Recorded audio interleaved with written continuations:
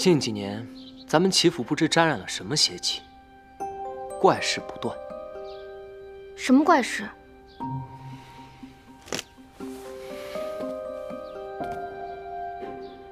先是我那老实木讷的大哥齐天祥，精神一天比一天萎靡，原本健健康康的一个人，忽然之间就再也叫不醒了，就这么离奇的死掉了。我大哥死后不到1年，我二哥也遭遇了厄运。我二哥齐天放生性闲散，但并不娇宠，身子骨比我还强出了许多。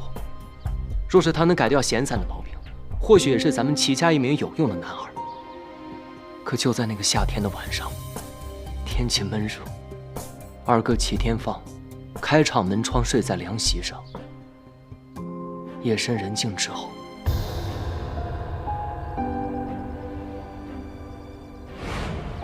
我二哥便中了蛇毒，不治身亡。这太蹊跷了！好端端的齐府，为何有这种毒物？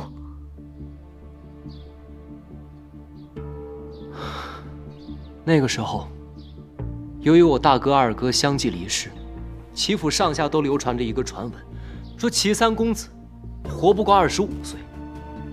那时的我被吓得心惊肉跳，寝食难安，我便病上加病。再后来，后来怎样了？万念俱灰，我就觉得自己是一个被困在金笼子里面的病鸟。我便找了一天，甩掉了所有的丫鬟和仆人，一个人逃到了城池外的荒郊野岭。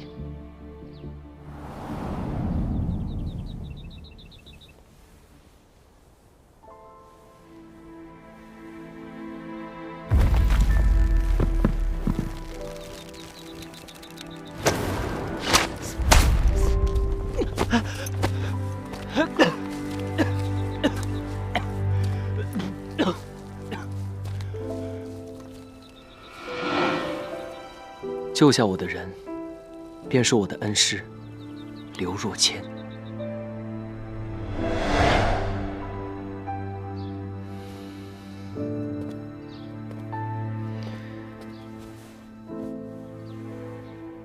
师傅将我带回了齐府，带到了奶奶面前，说我还有救。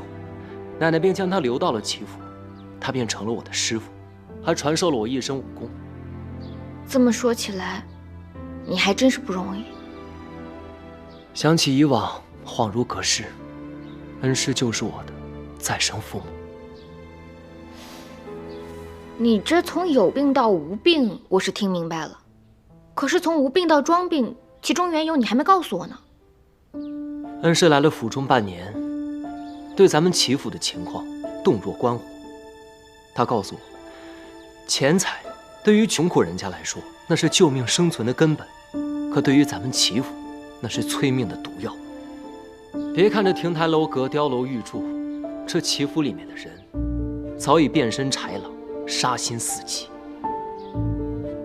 师傅还告诉我，要我韬光养晦，装出一副大病未愈、时好时坏的样子，方可让豺狼掉以轻心。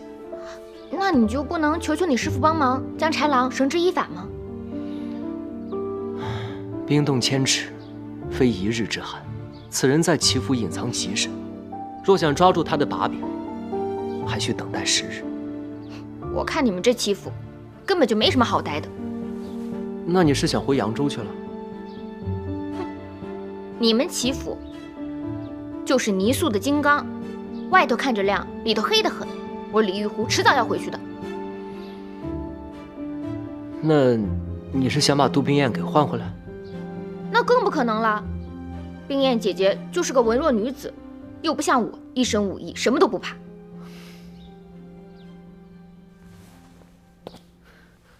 玉湖小姐此言一出，价值1000金。我齐天磊不求天不求地，但求玉湖小姐留下来，助我一臂之力。我为何要助你一臂之力？你忘了，我不也助你一臂之力了？要做什么？捉狼。玉湖妹妹从小练就一身武艺，乃江湖侠义人士，不知意下如何？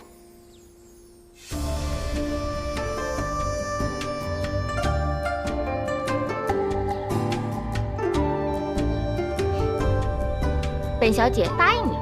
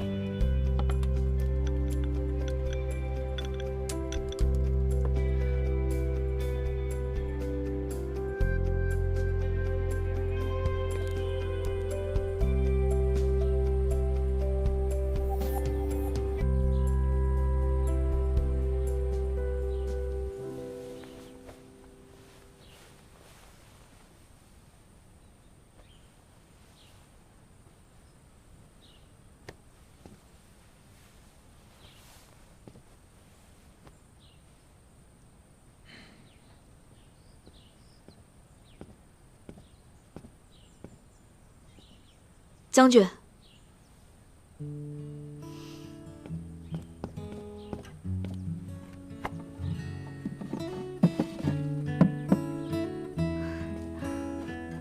将军，该喝药了。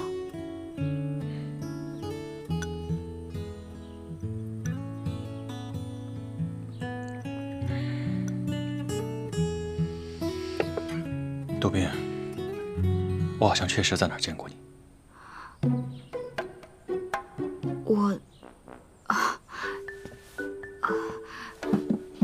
将军，我不是说过吗？那天您得胜回营，您在马上，我在马下。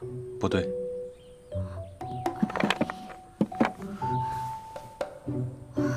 我该给您换药了。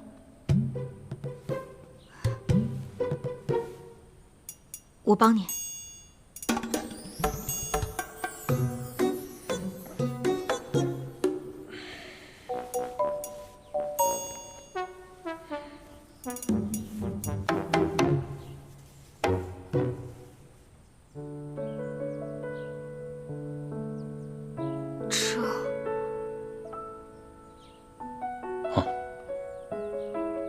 与异族大战所伤，战了7天7夜，血流得直了。此伤看着深入3寸有余，都是旧伤。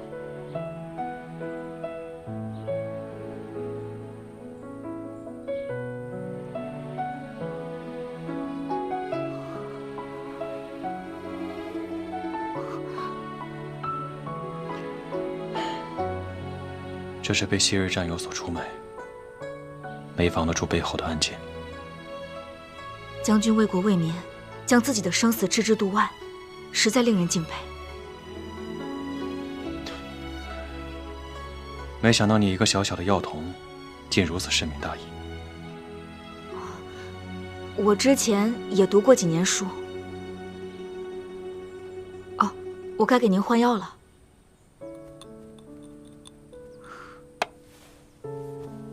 有些痛，您忍忍。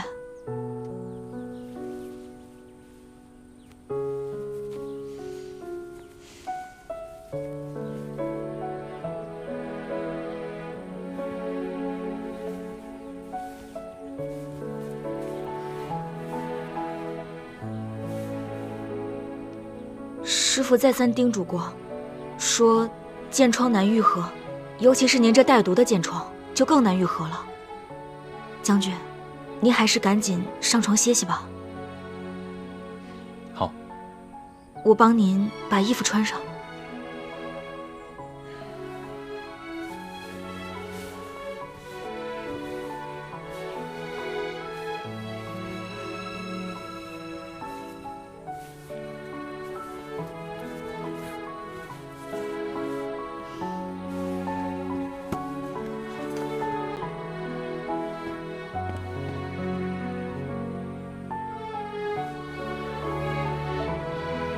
将军，我看您这儿也没个人收拾，我帮您收拾一下吧。好。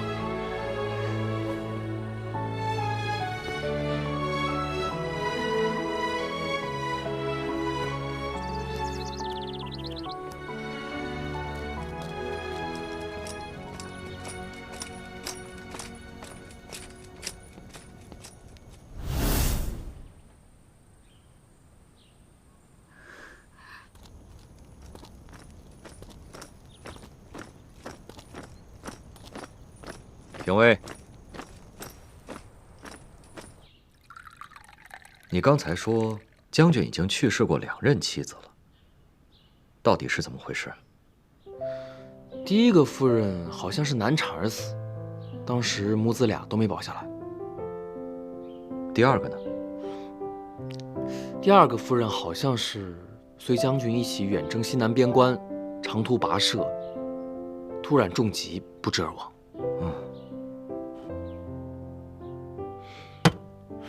也不知道给舅舅倒水。我刚才没倒。我问你，袁将军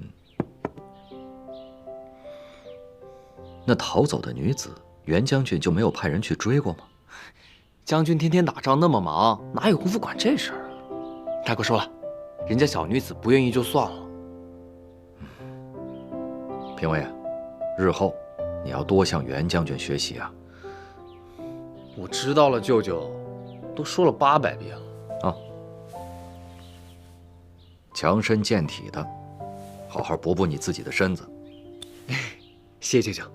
一天到晚傻兮兮的。我才不傻。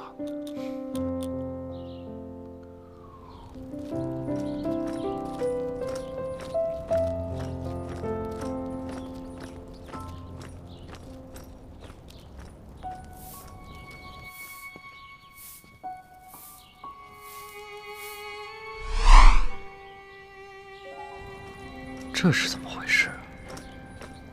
这俩人，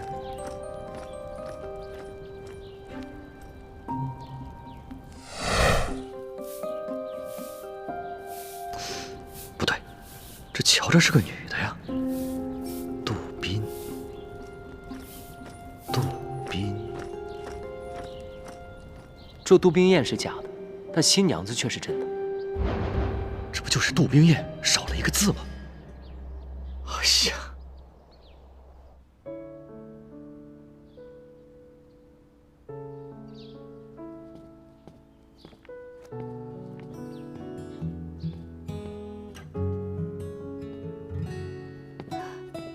将军，该用膳了。这么多好吃的。将军，你中了箭毒，有些发物不可乱吃。我呀，特地选了一些温补的食材。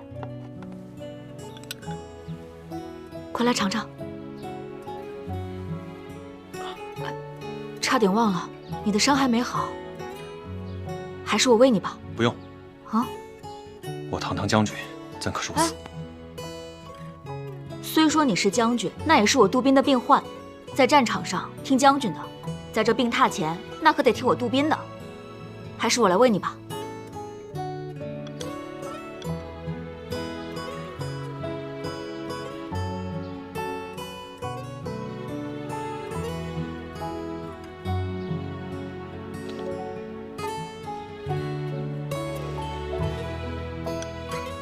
味道如何？我征战沙场多年，少有热汤热食，能喝上口热的真好。那就多来几口。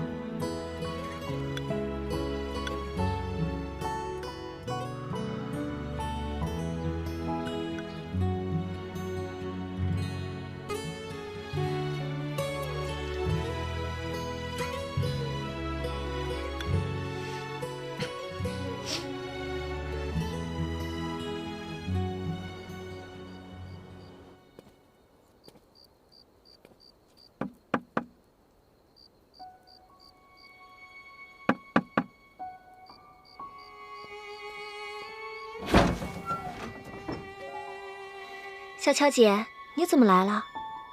给三少爷送药啊。哎，等一下啊，少奶奶，小巧姐来给三少爷送药啦。三少奶奶，这药已经熬好了，得让三少爷亲口喝下去，老太君才能安心呢。他已经歇着了，交给我吧。你去歇着吧。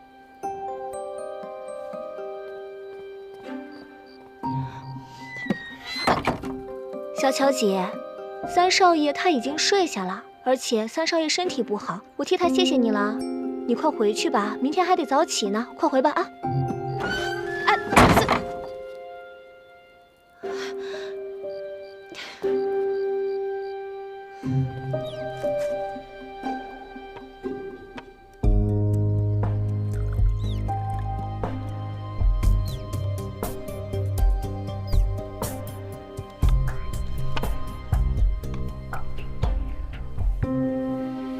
他们就是天天喝这药，才命进黄泉的。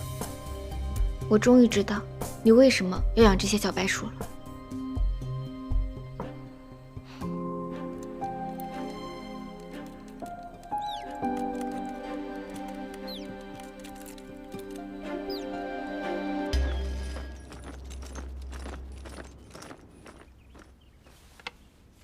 记得1日1剂。来，杜比。跟我来。下一个。谢谢。恢复的差不多了。杜宾，再给他拿一些乙种药丸。好。乙种。哎，杜宾，忙着呢。多谢。你来干什么呀？舅舅，你再给我开一个上次的药丸吧。哦，杜宾，帮他去拿1颗乙种药丸。哎，杜宾，这个药可好了，要不舅舅你给杜宾也开一点？你是不是闲着没事儿啊？要不要我让将军给你多加点训练？哎，别加了，别加了。喏，谢谢你啊。快走吧。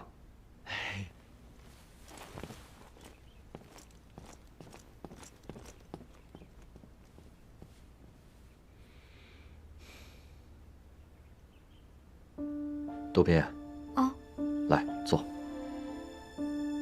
哦，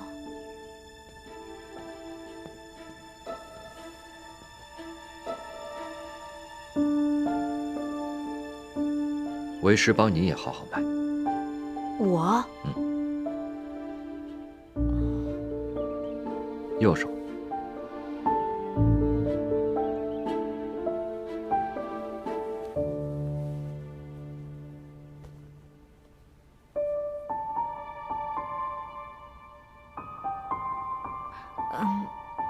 师傅，我这……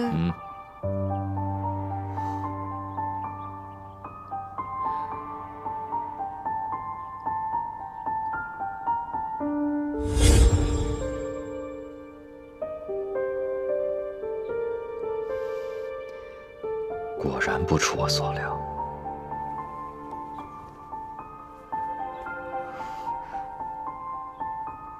一会儿我给你下个药方，你回去无人的时候再看。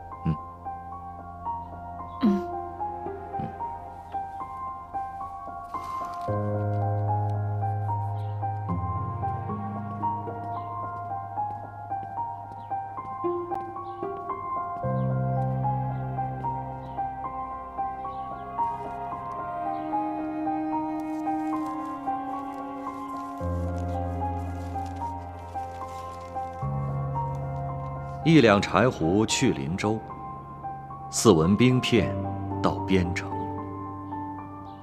淑女乔装入军营，主将帐内巧应承。严酷军规莫忘记，大义丧命万不能。如须为师来相助，明日见面续详情。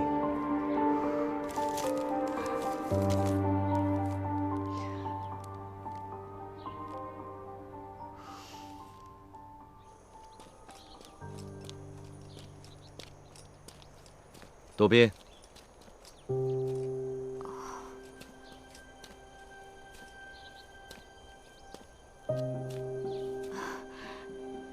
师傅，为师帮你开的药，不难吃吧？不难吃。师傅，我悬壶济世救过许多人，杜斌，就你这点小病，师傅保证帮你治好。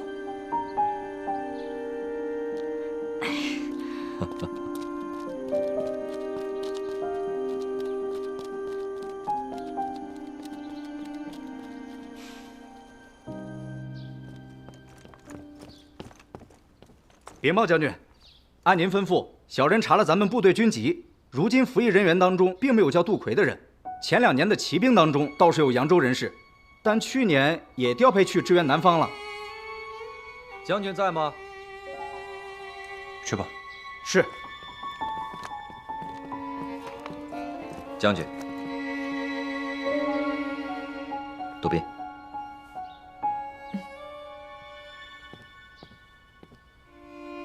将军，我来帮您看看伤口。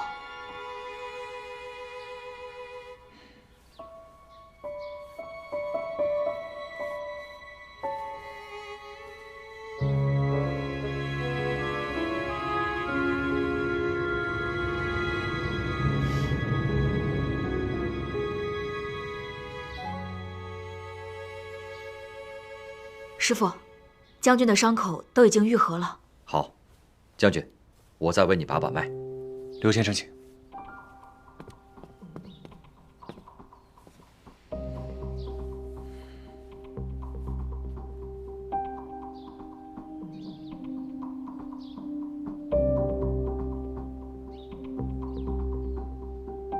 将军请放心，再休息2日，便可上阵杀敌了。多谢刘先生。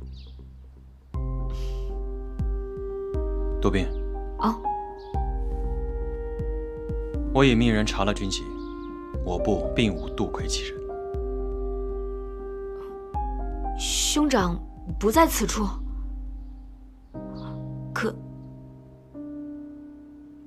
可当年不知你来军营意欲何为？我将军，当年我这个小徒弟跟随我的时候，还是个半大的孩子，哪里知道军队的归属之地啊？他当年只记得他的兄长参了军，这才随着我走遍了许多的军队。啊，原来如此。大哥，大哥，敌军又来叫阵了。又来叫阵，而且这次出来的都是骑兵，恐怕是要冲营啊！替我准备战袍。且慢，今日不可上阵杀敌，崩裂的伤口很难再愈合。刘先生，等不及了。评尉，马上调派100名弓箭手上阵御敌，我去观察敌情。是，将军，我和杜斌一同前往，以防不测。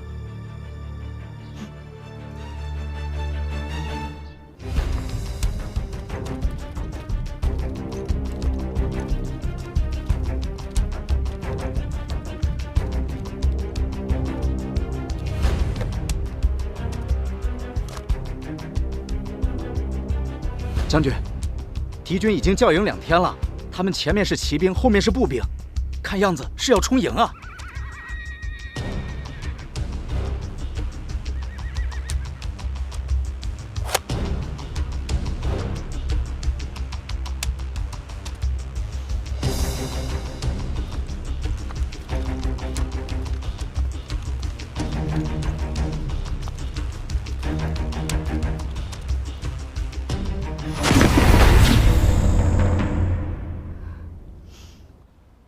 敌人此次以骑兵为主，妄图依己之长，攻我之短。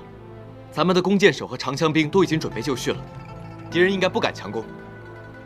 我们要分成几步，四处游动，或趋前击敌，或佯败诱敌，诱导敌人进入我们的包围。但敌军如果强攻怎么办？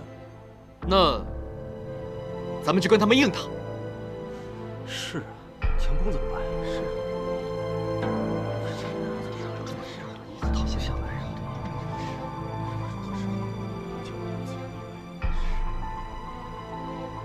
还有吗？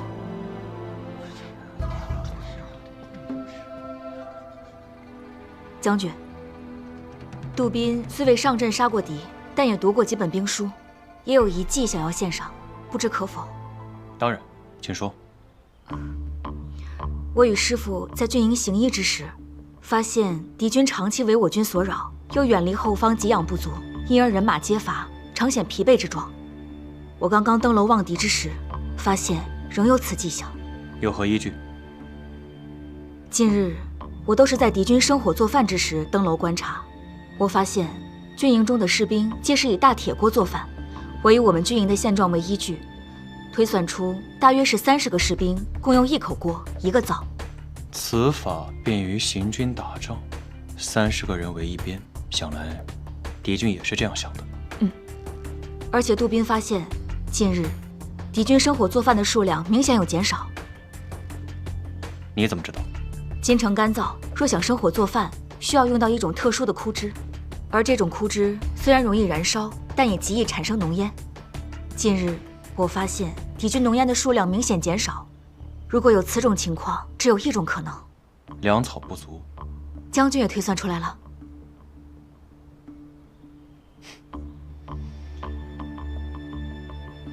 观察入微，心思缜密，做得好。那针对此番军情，你有什么计策吗？我想，既然敌军的士兵都没得吃，那他们的马匹定然也是饿着肚子的。既然如此，我们不妨把我军刚刚煮好的黑豆发给最前排的每一位士兵，当敌军策马而来之时，将黑豆倒洒于地上。不是，杜宾，敌军马上就要攻进城了，你还要把人家喂饱，这是什么馊主意？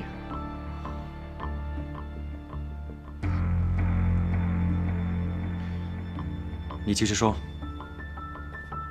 我想，那黑豆香气扑鼻，那些马匹本来就饿着肚子，他们闻到黑豆的香味，定然会四处散开，也不会再听敌军的指挥了。我们便可趁此时机，杀他们个措手不及。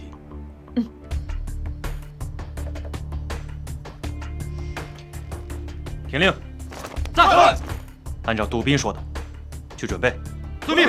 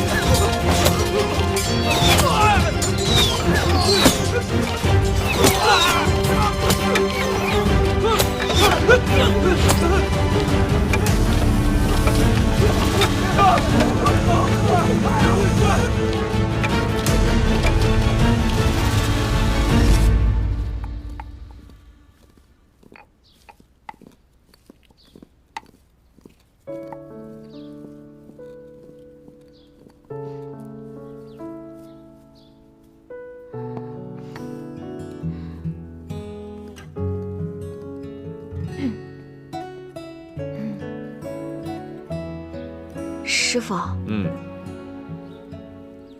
我一直有件事想问您，您为何不仅知道我叫杜冰燕，还知道那个姑娘的名字呢？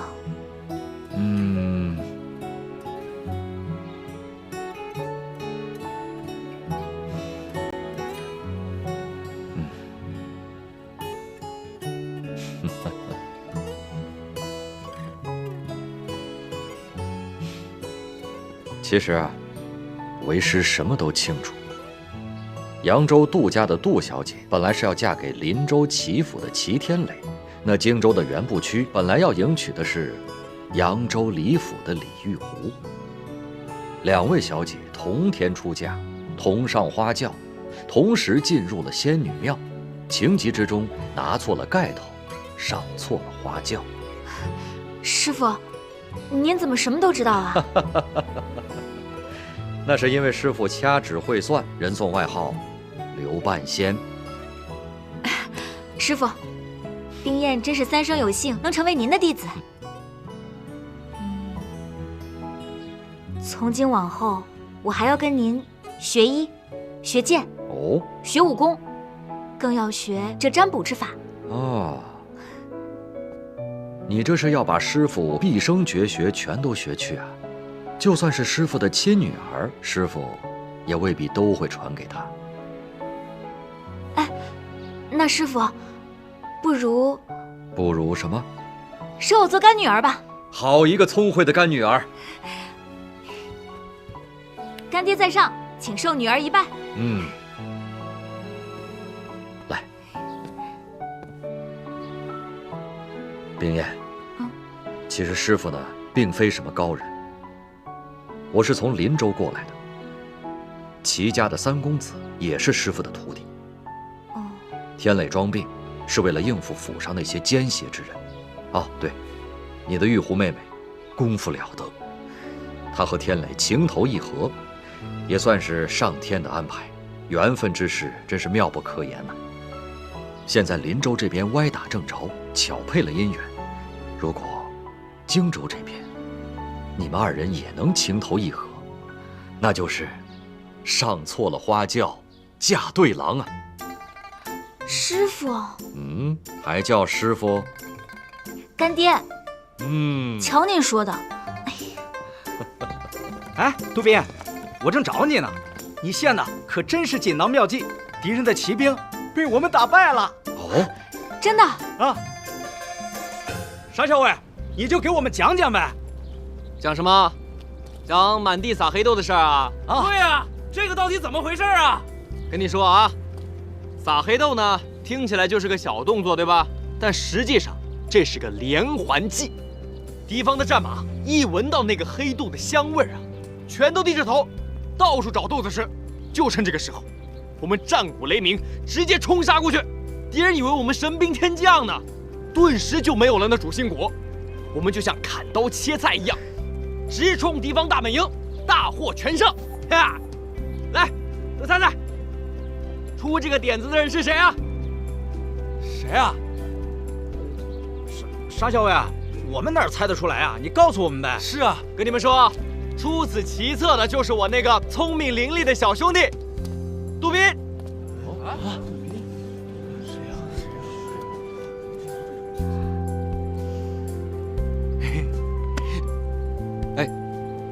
大哥来了。将军，我让你在这儿给我操练，你在这儿跟我瞎吹呢。兄弟们都累了，让他们休息休息。也不知道谁说的，说人家出的是馊主。大哥，你这个伤恢复的怎么样啊？没有什么大碍了。那就好。今天我到这儿，就是告知大家一声，今晚在这儿举办庆功宴，所有人今晚必须到场，没有借口啊！大哥，牛肉管够吗？你怎么整天都是吃啊喝的呢？我这……管，今晚畅饮，畅饮！多谢将军！多谢将军！多谢将军！多谢将军！多谢将军！多谢将军！多谢将军！多谢将军！谢谢大哥！多谢将军！继续吹吧。吹完赶紧让他们回去休息。行。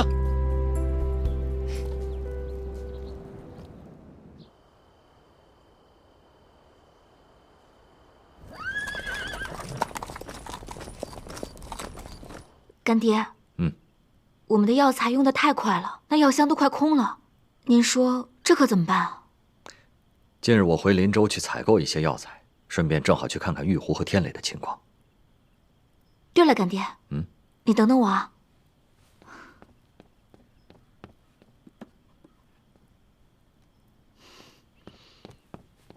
干爹，今天我看到了这个。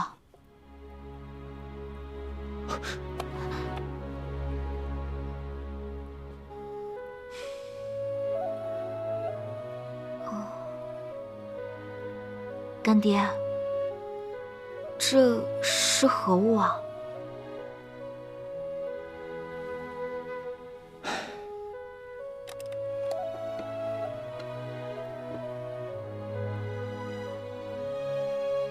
这是一对痴男怨女的信。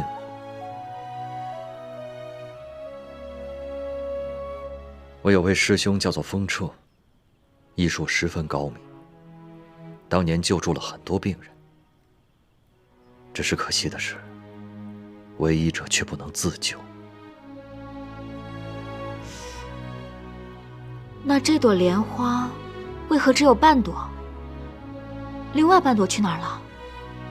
还有，师父您刚刚说的那位风师兄，他又经历了什么？这半朵金箔莲花，是我师兄与他心爱女子的定情信物。